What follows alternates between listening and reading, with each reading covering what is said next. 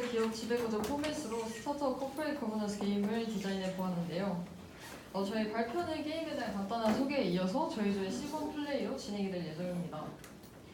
네, 본 게임의 목적은 게임을 통해서 플레이어들이 직접 스타트업의 기업 지배구조 포맷을 만들어 보는 데 있고요. 네, 이게 저희 게임의 메인 화면인데 게임에 주로 쓰이는 핵심 부품들에 대해서 설명을 드리자면 일단 저기 맵을 의미하는 N 버튼 같은 경우에는 이게 저희가 지난 과제 때 만들었던 스타트업 의사결정 만다라트예요.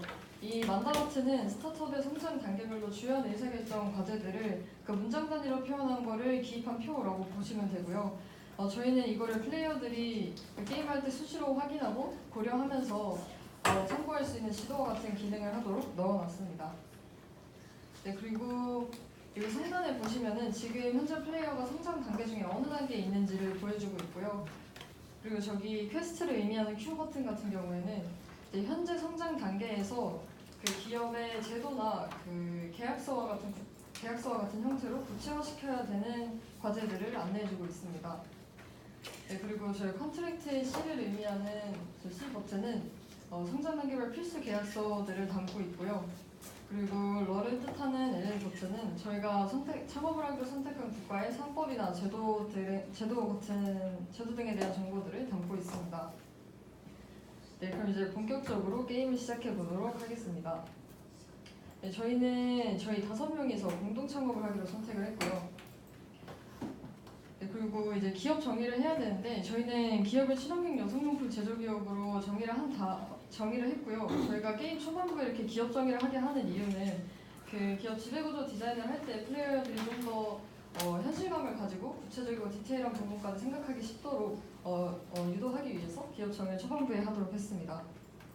네, 다음으로 국가 선택을 해야 되는데요. 국가 선택을 할 때는 크게 여기 세로 탭에 있는 4가지 항목들을 고려해서 선택을 하게 돼 있는데 저희들 같은 경우에는 미국을 선택을 했고요. 그 미국을 선택한 이유에 대해서 설명을 드리자면 일단 경영권 방어 수단으로는 차등 결권에 더해서 환감주나 포이즌필이 있는 곳을 선택하려고 했고 그리고 이제 지배 주주랑 이사의 충실 의무 관련 법이나 판례가 활발한 곳을 선택을 해서 그 지배 주주나 이사가 의사결정을 할 때의 투명성을 좀 더 제고를 하려고 했어요. 네, 그래서 자료 조사를 해본 결과 여기 미국이 가장 그 충실의무법의 그 성실도나 실행하는 정도가 더 높아가지고 미국을 선택을 하게 됐고요. 투자 환경 같은 경우에는 저희가 친환경 여성용품 제조 기업인 만큼 그 사회적 가치랑 재무적 가치를 균형 있게 보는 임팩트 투자가 활발한 곳을 선택하려고 했어요. 그래서 이제 전체 임팩트 투자 시장에서 미국이 가장 큰 투자 규모를 가지고 있기도 했고 또 이렇게 컨버터블 노트나 세이프 같이 되게 자금을 조달할 수 있는 경로가 다양한 것도 미국을 선택하는 이유 중에 하나가 될 수 있었습니다. 네, 그리고 스타트업 지원 정책으로는 이렇게 창업 지원 전략이나 중소기업 성장 지원 정책 같은 다양한 정책들이 있어서 저희는 최종적으로 미국을 선택하게 됐고요. 네, 이렇게 국가까지 선택을 하게 되면 이제 창업 계획 단계에서의 퀘스트가 주어져요. 네, 대표 자기소개서를 작성하라고 나오는데요. 이 대표 자기소개서는 이렇게 항목을 보시면 아실 수 있겠지만 창업자들이 자신에 대해서 좀 더 성찰하고 탐구할 수 있는 질문들로 구성을 해놨고요. 저희가 이 자기소개서는 로켓펀치 같은 그 스타트업 구인구직 사이트에 반드시 업로드를 하도록 한 곳 이상에 반드시 업로드를 하도록 해놨어요. 이제 그 이유는 스타트업, 그러니까 특히 초기 스타트업 같은 경우에는 가장 크게 제공해줄 수 있는 가치가 사람인데 이 구인구직 시장에 나가서 보면은 거의 대표에 관한 정보나 자기소개가 거의 없어요. 근데 그 반면에 구직자들한테는 자기소개와 같은 정보들을 요구를 하고 있죠. 그래서 저희는 이런 대표의 정보에 대한 투명성을 좀 높이고 그리고 구인구직 시장에서의 정보의 그 불균형을 좀 해소하고자 하는 목적에서 이 필수 업로드를 하고 있습니다. 이렇게 소개서 작성까지 완료를 하면 설립 준비 단계로 넘어가게 되는데요. 이제 2단계에서 퀘스트로는 경영 이념을 정립을 하고 지분구조 계약서 작성을 하고 이제 팀빌딩을 하라고 나와 있습니다. 이제 기본 이념이랑 비전, 행동 규범을 정의를 해야 되는데요. 저희가 2단계에서 이제 경영 이념을 정립을 하게 하는 이유는 일단 이 경영 이념이 향후에 기업이나 그 기업의 구성원들이 의사결정 사안에 있어서 판단을 하고 평가를 하는 기준이 될 수가 있고 또 행동의 지침이 될 수가 있기 때문에 본격적인 설립 단계에 앞선 준비 단계에서 이렇게 경영 이념을 정의하도록 한 것이고요. 이렇게 경영 이념까지 정의를 하게 되면은 이제 지분구조 계약서를 작성을 해야 되는데요. 저희는 이렇게 근속 연수랑 이렇게 뭐 BEP를 넘긴 시점인지 아닌지에 따라 가지고 그 퇴사할 때 본인이 매각해야 되는 그 주식의 비율을 다르게 두고 있어요. 그리고 여기 첫째 줄, 둘째 줄에 보시면 저희가 n분의 1, 처음에는 지분구조를 n분의 1로 나눈다라고 나와 있는데 다들 n분의 1 뜯어 말리는데 저희가 이 n분의 1을 고수한 이유는 일단 스타트업들은 대부분 다 망하고요. 스타트업들이 또 밸류를 갖기까지는 7에서 10년 정도의 시간이 걸린다고 해요. 근데 저희는 실패할 스타트업의 지분을 많이 갖고 있는 것보다는 차라리 그 동업하는 사람들, 그러니까 처음 초기 창업자들 간에는 지분을 n분의 1로 나눠서 동기부여를 더 해서 그 스타트업이 성장할 수 있는 가능성을 더 높이는 게 더 나은 전략이라고 생각을 해서 n분의 1을 고수를 하게 됐습니다. 그리고 다음으로 이제 팀빌딩을 진행을 해야 되는데 팀빌딩 진행을 하기 위해서 먼저 저희 인재상을 정의를 하고 그다음 이제 채용 원칙으로는 가치관 60, 적성 30, 역량 10%를 보고 이제 각각을 평가할 수 있는 평가 도구들을 마련을 해봤고요. 그리고 저 이제 60, 30, 10의 가중치대를 갖게 된 이유는 일단 적성이나 역량 같은 경우에는 뭐 교육이나 뭐 경험의 축적 등으로 좀 어느 정도 보완이 가능하다고 생각을 했는데 이제 가치관 같은 경우에는 그러기도 어렵고 그리고 또 그 궁극적으로 일단 기업이 추구하는 가치랑 개인이 추구하는 가치 사이의 합일도가 높으면 높을수록 그 구성원들의 내적인 동기부여도 더 잘 되고 이게 결국에는 기업 활동에 가장 큰 모동적으로 작용할 수 있다고 생각을 해서 가치관을 가장 비중 있게 보고 있고요. 그리고 채용 체계 같은 경우에 저희는 채용은 공채로 하지 않고 필요한 직무가 있을 때마다 그때 수시 혹은 산시로 채용을 하고 있고 또 선임 준비 단계에서 생존 단계 초기까지는 채용 대상을 같이 프로젝트나 일을 해본 사람들을 위주로 해서 저희 총 인원이 7명에서 10명이 될 때까지는 그러니까 이 7명에서 10명이 나오는 이유가 각 팀별로 한 명에서 2명 정도 배치되는 숫자인데 이때까지는 팀 전원의 만장일치가 있어야만 그 사람을 채용하는 걸로 이렇게 작성을 해봤습니다. 그리고 그 이후에 이제 전문 채용 인력이나 채용 도구를 활용을 할 수 있을 때에는 서류 심사 단계에서는 AI를 활용을 하고 또 대면 면접은 이렇게 1차, 2차, 3차로 나눠서 좀 더 심도 깊은 평가가 가능하도록 계획을 해놨습니다. 이렇게 팀빌딩까지 완료를 하면 설립 및 생존 단계로 넘어가게 되는데요. 이때 퀘스트로는 기여도 평가랑 보상 체계를 마련을 하고 기업 평가를 정하라고 나와 있습니다. 저희는 기여도 평가를 하기 위해서는, 그러니까 그 기여도 성과 평가를 하기 위해선 구성원들이 어떤 성과를 달성하고 싶어 하는지를 알아야 한다고 생각을 해서 그 목표 관리 도구인 OKR을 저희 스타트업의 상황에 맞게 적용하고 변형을 시켜봤는데요. 일단 이 OKR이라는 게 상위 목표가 있으면 그 목표를 달성하기 위한 하위 목표들을 세우는 방식으로 구성이 되어 있어요. 그래서 저희는 이걸 적용을 시켜서 최상위 목표에는 회사의 비전을 두고 이제 그 비전을 달성하기 위한 올해의 목표, 이제 이번 분기의 목표, 이번 달의 목표를 세운 다음에 이제 이 부분에는 이번 달의 목표를 달성하기 위한 세부적인 계획을 작성하도록 구성을 했고요. 이렇게 목표를 설정을 하고 관리하는 데는 몇 가지 핵심 규칙이 있는데 일단 목표 설정 같은 경우에는 그 상부에서 하부로 할당하는 그 탑다운 방식이 아니라 그 팀의 목표는 그 팀에서 설정을 하고 개인의 목표는 개인이 설정하는 바텀업 방식을 취하고 있고요. 그리고 여기 3번을 보시면 저희가 그 사원이랑 팀과 회사의 OKR은 그 사내 인트라넷에 전부 공개를 해서 수시로 연락이 가능하도록 하고 있어요. 그래서 이제 그 OKR을 보고 또 수시 피드백이 가능할 수 있도록 했고 또 어느 팀에서 누가 어떤 업무를 어떻게 진행하는지를 파악하는 게 용이하기 때문에 저희 그 팀 내에 원활하고 활발한 커뮤니케이션을 하는 데 또 기여를 할 수 있다고 생각을 했습니다. 이제 기여도 평가인데요. 기여도 평가는 크게 수시 평가랑 정기 평가로 나뉘고요. 수시 평가 같은 경우에는 저희가 상시로 공개하는 그 OKR을 갖다가 동료들끼리 서로 수시로 평가하고 피드백할 수 있도록 한 것이고요. 정기 평가는 관리자 평가랑 자기 평가로 나뉘는데 이 관리자 평가 같은 경우에는 평가 시기를 그 생존 단계까지는 3개월에서 한 번씩 하고요. 그리고 인원이 많아지는 성장 단계 이후부터는 6개월에 한 번씩 실시를 하기로 했습니다. 네, 그리고 평가 기준 같은 경우에는 이렇게 5단계 레이팅을 하도록 하게 했고요. 그리고 세 번째로 등급 보정 과정이라는 제도를 넣었는데 그 이 제도 같은 경우에는 처음에 받은 등급, 그러니까 등급 판정 초안을 가지고 여러 명의 관리자가 다시 검토를 한 다음에 최종 등급을 확정하도록 하는 제도예요. 근데 이 제도를 만든 목적은 일단 특정 관리자가 점수를 너무 후하게 주거나 박하게 주는 등의 이제 등급 편향을 방지를 하기 위해서이고요. 그리고 두 번째로는 그 직원들이 다 평가 등급을 좋게 받고 싶어 하는 것 때문에 평가자들이 받는 심리적인 압박을 좀 덜어주고자 이런 제도를 만들게 됐습니다. 네, 그리고 다음으로 자기평가인데요. 자기평가는 한 달에 한 번씩 자기가 세운 목표나 계획에 대해서 스스로 평가하고 피드백을 한 다음에 그 다음 달에 계획이나 목표를 설정하는데 반영할 수 있도록 한 것입니다. 그래서 평가 기준은 관리자 평가랑 마찬가지로 5단계 레이팅을 하게 되어 있고요.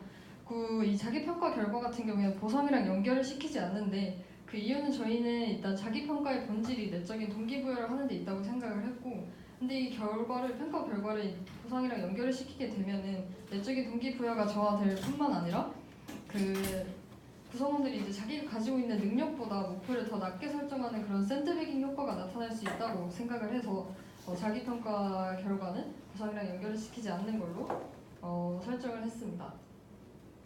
네, 그리고 다음 보상 단계부터는 이 팀원님께서 발표해 주시도록 하겠습니다. 네, 안녕하세요. 보상 부분부터 발표를 맡게 될 이혜인입니다. 먼저 보상은 저희는 두 시기를 기준으로 보상 체계가 달라져야 한다고 보았습니다. 창업 초기부터 생존기까지는 크게 물질적 보상과 사회적 보상이 직원들에게 주어져야 한다고 보았으며 물질적 보상으로는 성과에 대한 수당을 지급하는 제도를 구축할 것입니다. 또한 스톡옵션을 지급하게 되는데 스톡옵션은 직원들에게 스톡옵션은 이제 주식이 아닙니다. 아시다시피 특정 시점에 특정 가격으로 주식을 구매할 수 있는 권리입니다. 스톡옵션은 직원들의 기업에 대한 주인의식을 고취시키고 동기부여 역할을 할 수 있다는 이점이 있습니다. 참고로 벤처기업 같은 경우에는 스톡옵션 부여 한도가 총 발행 주식 총수의 50%까지라고 합니다. 그리고 사회적 보상으로는 승진이 자동으로 고속으로 이루어지게 해서 직원들이 이 승진 관련 이슈에 에너지를 너무 많이 빼앗기지 않도록 할 것입니다. 그리고 성장기부터 회수 승계 시기까지는 물질적 보상으로는 팀 성과급과 우리사주를 전 직원에게 추가적으로 지급할 것입니다.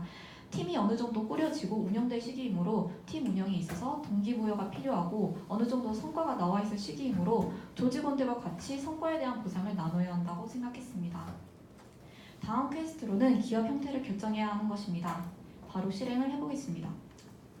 네, 기업 형태인데요. 선택할 수 있는 기업 형태에는 여기 좀 잘 안 보이시는데 저희가 원래 적어놓은 거는 선택할 수 있는 기업 형태에는 유한책임회사, 주식회사, 유한회사, 한명회사 등등이 있었습니다. 저희는 유한책임회사로 결정하였고 여기에 내부 감사기관을 설치해 회사 운영 또한 투명하고 정직하게 이루어질 수 있도록 할 예정입니다.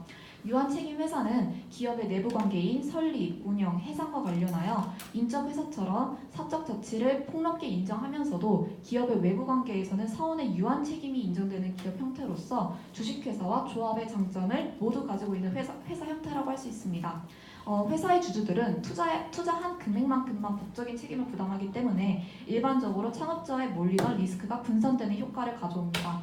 따라서 초기 소수의 멤버가 책임을 갖게 되어서 대부분 공동 창업자의 형태를 띠게 됩니다. 또한 유한 책임 회사는 이익이 바로 주주들에게 돌아가며 회사는 과세의 대상이 아니라는 이점도 있습니다. 그리고 IPO를 하게 될 경우 저희는 주식회사로의 형태 변경도 고려할 것입니다. 한국의 경우 유한 책임 회사를 많이 찾아보기 힘듭니다. 왜냐하면 최근에서야 상법 개정을 통해 유한 책임 회사라는 새로운 회사 형태가 도입되었기 때문에 아직 사람들의 인식도 그렇고 제도적으로 많이 부족한 상태입니다. 따라서 저희는 미국의 유한 책임 회사 특징들을 기준으로 차용해서 사용하고자 합니다. 우선 유한 책임 회사와 주식회사의 공통점은 미국 유한 책임 회사의 소유주인 멤버들은 개인적으로 유한 책임 회사에 대해서 법적 책임이 없다는 것입니다. 말 그대로 유한한 책임만 집니다. 특히 유한 책임 회사의 경우 출자 의무만 지고 회사 채권자에 대해서는 전혀 책임을 지지도 않습니다. 하지만 유한 책임 회사는 주식회사와의 차이점이 있습니다. 우선 회사 관련 서류를 작성, 보관해야 하는 의무가 없어서 업무적으로 효율성이 높습니다. 또한 주식회사의 경우 대표이사 또는 이사회가 회사 운영을 결정한다면 유한책임회사는 소유주인 멤버들의 결정에 의해서 직접적으로 회사가 운영이 됩니다. 유한책임회사에 대한 세금은 없고 수입에 대해서 소유주인 멤버에게 지불된 수입에 대해서만 개별적으로 세금을 납부를 합니다. 이러한 이점을 활용할 수 있지만 나중에 저희는 주식회사 형태로도 전환이 가능하다고 생각해 가능성을 열어놓을 계획입니다. 왜냐하면 자본 조달이 본격적으로 필요할 때에는 주식회사가 더 유리하기 때문입니다. 유한책임회사의 경우 정관에 따로 지정하거나 사원 전원의 동의가 있어야 지분이 양도가 되는데 주식회사의 경우 지분 양도가 아예 이렇게 주식회사 형성된 시장에서 자유롭게 이루어지기 때문입니다. 이제 랩의 네 번째 단계에 와 있는데 성장기에 관련된 퀘스트를 해결하고자 합니다. 성장기에는 자금 조달과 관련한 결정을 해야 할 시기라고 저희는 보았습니다. 그래서 자금 조달 방법을 바로 논의를 해보도록 하겠습니다. 네, 저희는 자금 조달에 있어서 우선적으로 기초자금을 마련하기 위한 자가동역이 생길 때까지는 외부 자금의 유입을 최대한 피하고 싶다는 게 저희의 생각입니다. 아무래도 외부 자금이 유입이 되다 보면 저희가 하고자 하는 것들과 이루고자 하는 가치들이 후순위로 밀려날 수 있다는 우려가 있기 때문에 최대한 정부 지원 자금이나 자가동역으로 자금을 조달하는 것이 저희의 희망사항입니다. 하지만 현실적으로 사업을 키워나가는 데 있어 외부 자금의 도움이 필요하지 않을 수 없을 것입니다. 그래서 저희는 벤처캐피탈로부터 투자를 받는다는 가정하에 그림을 설명하고자 합니다.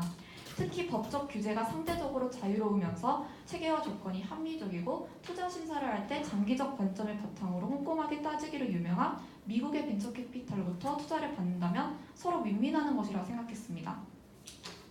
예를 들어 투자 심사 시 기업의 핵심 인력과 핵심 기술은 무엇인가, 핵심 부품 범위는 어디까지이고 어떻게 만들어 아웃소싱 기업에 조달할 것인가를 이걸 투자 심사할 때 다 고려한다고 합니다.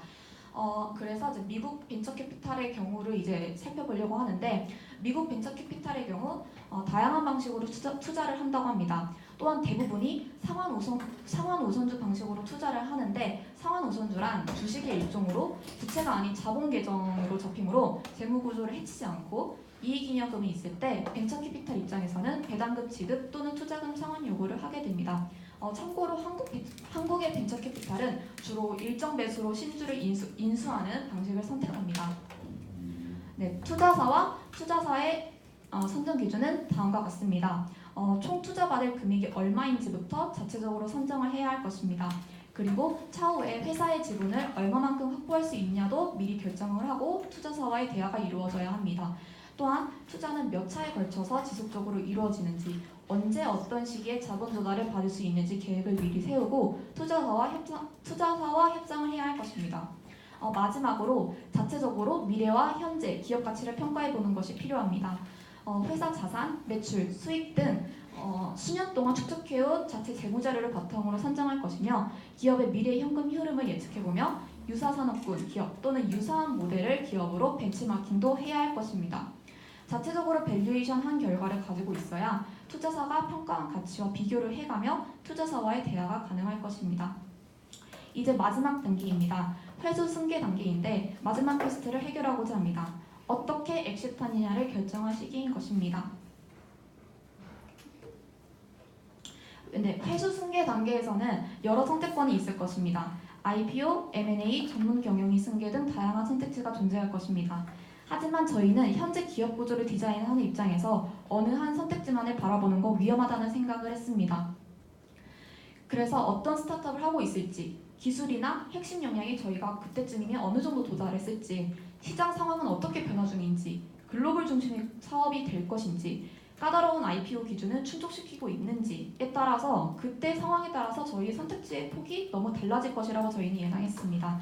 그래서 현재 저희가 디자인을 하는 단계에서는 이를 하나로 결정하는 것은 무리라는 생각을 했습니다. 대신 가능성이 높은 선택지들에 관하여 모두 살펴보려 합니다. 먼저 IPO를 선택한다면 효과는 다음과 같을 것입니다. 자금 조달 능력이 증대되고 세제 혜택이 존재할 것입니다. 양도소득세의 경우 비과세 처리가 되며 배당소득세의 경우 비과세 및 분리과세가 됩니다. 또한 상속과 증여재산 평가 시에는 코스닥 시장의 시세를 기준으로 인정하므로 상대적으로 합리적 가치를 기준으로 한다고 할 수 있습니다. 그리고 주식회사의 스톡옵션의 행사이익은 비과세인 점도 이점이라 할 수 있습니다. 또한 IPO를 통해서는 잠재적 투자자들에게 기업 홍보 효과도 노릴 수 있습니다. 기업의 신뢰성과 공신력을 제고할 수도 있고 이는 자금 조달에 유리한 측면이기도 합니다. 하지만 IPO의 위험 요소도 존재합니다. 먼저 주기적으로 재무제표와 각종 정보를 공시를 해야 할 의무가 있습니다. 이는 기업 입장에서 불필요하고 귀찮다고 느껴지는 것조차 공시를 해야 하기 때문입니다. 그리고 IPO 과정에서의 수수료와 IPO를 최종하기까지의 굉장히 오랜 기간이 소요된다는 점이 문제점이 있습니다. 네, M&A를 선택한다면 효과는 다음과 같습니다. 국내와는 달리 미국의 경우 M&A가 활발한 편입니다. 우리나라와 달리 주요 미국의 벤처캐피탈은 상장보다는 M&A를 통해서 투자금을 회수하는 편입니다. M&A란 기업의 외적 성장을 위한 발전 전략으로 주로 사용되는데 특정 기업이 다른 기업의 경영권을 인수할 목적으로 소유 지분을 확보하는 재반 과정이라고 할 수 있습니다. 이러한 M&A의 배경은 기존 기업의 내적 성장 한계를 극복하고 신규 사업 참여에 소요되는 기간과 투자 비용의 절감, 경영상의 노하우와 숙련된 전문 인력 및 기업의 대외적 신용 확보 등 경영 전략적 측면에서 찾을 수 있습니다. 하지만 M&A를 하게 되면 기존의 경영권 보장이 불확실해지고 기존 직원의 일자리 문제도 보장이 불가능해질 수 있다는 점이 존재합니다. 마지막 선택지는 전문 경영인에게 회사를 승계하는 것입니다. 전문 경영인의 경우 전문적 스킬과 합리적 사고, 효과적 대처 능력을 가지고 있으므로 안정적인 기업 경영을 할 수 있을 것입니다. 또한 전문 경영인을 선택할 때는 기업가 정신을 가지고 있느냐도 중요 기준이 될 것입니다. 하지만 전문 경영인의 경우 제한적인 임기로 인해 기업 운영 효과가 단기적으로 크게 나타나지 않을 수 있고 그러다 보니 안정성만 추구해서 신규 사업을 추진하는 데 소극적인 태도를 보일 수 있습니다. 또한 주변 이해관계를 필요 이상으로 고려하는 맹점도 존재할 것입니다. 네, 저희는 따라서 이렇게 5개의 단계를 설정하고 저희가 게임 형식을 가져와서 차근차근 창업 초기부터 엑시트 단계까지 하나의 기업 디자인을 해보았습니다.